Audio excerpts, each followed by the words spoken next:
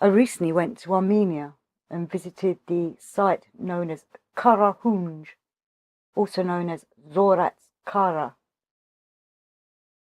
It's a prehistoric archaeological site.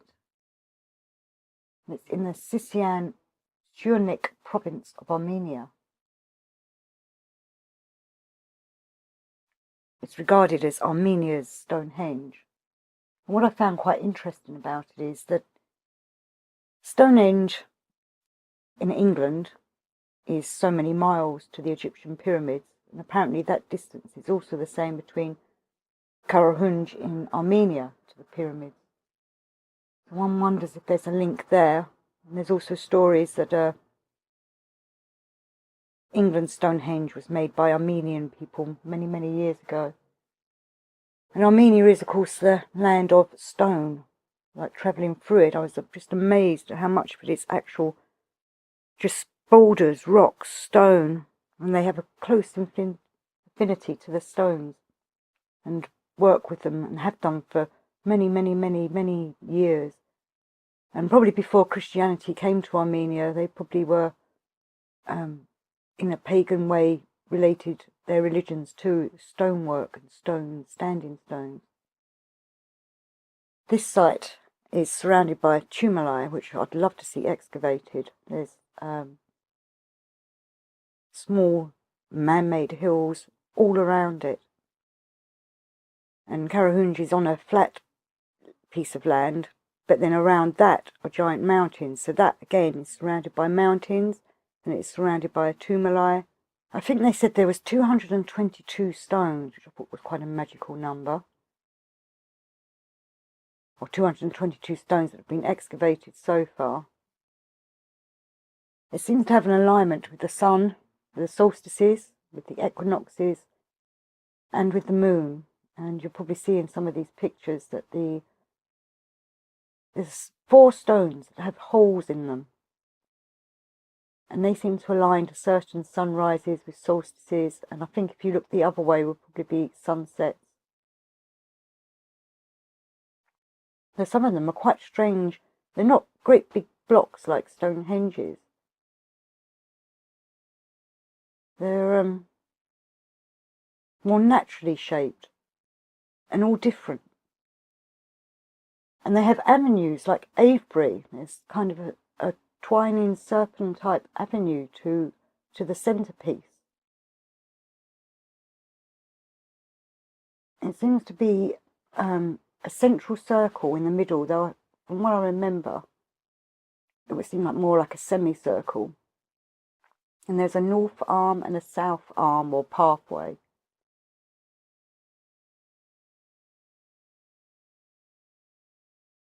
The stones ranged in all different heights, but definitely some are going up to 6-7 foot. I believe they were basalt, which was a stone from that area as well. I find it interesting that some of them have holes in them. It's like, how did they make them holes? Were them holes already there? Were they natural holes? I'm trying to remember how many stones the man said had holes in. I think there was about 40 of them, but I only saw, only a handful of that.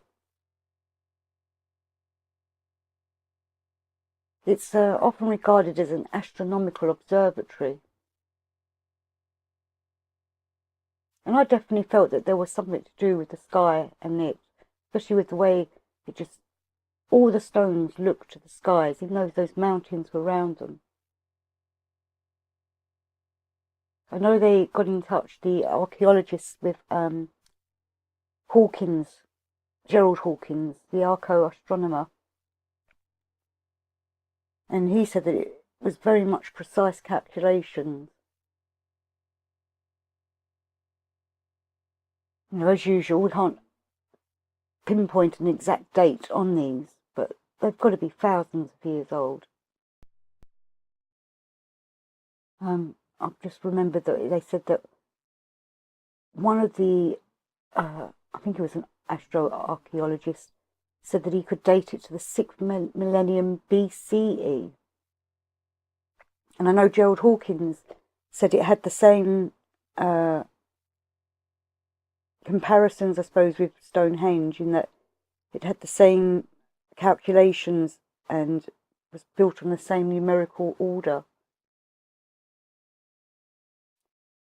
And I wonder if they were also using these stones to look at the planets that were rising and setting through the night sky and the day sky.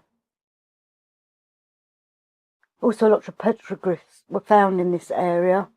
We managed to find a horse one, a ram, a bird, and a very strange kind of serpent, possibly dragon, head and body. If you can, I definitely recommend going onto the old Google Maps. Looking at it from the sky is just quite amazing.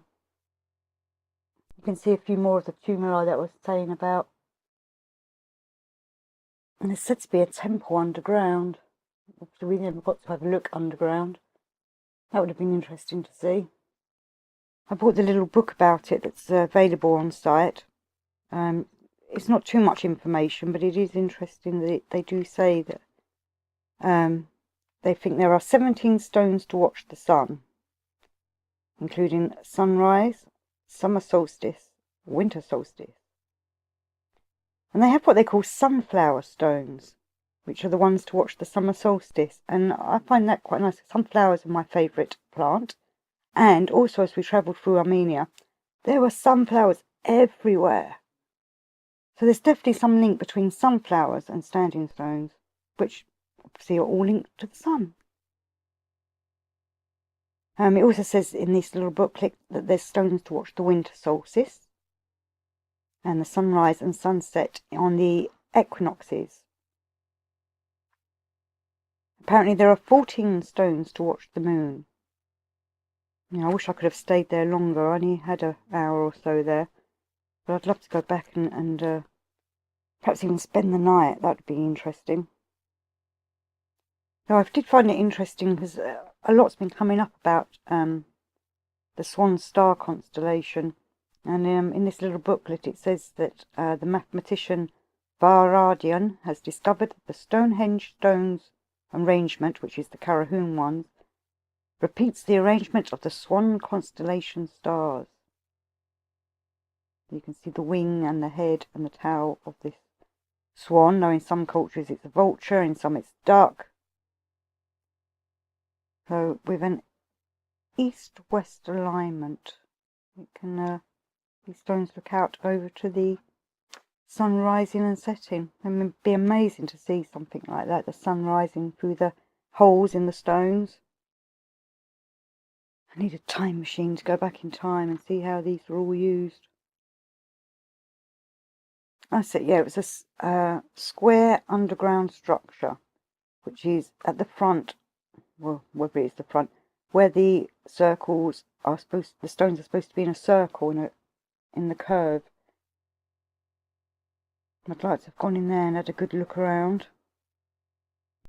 Well, I hope you like these pictures, and I'm sorry I don't have any more information on this site.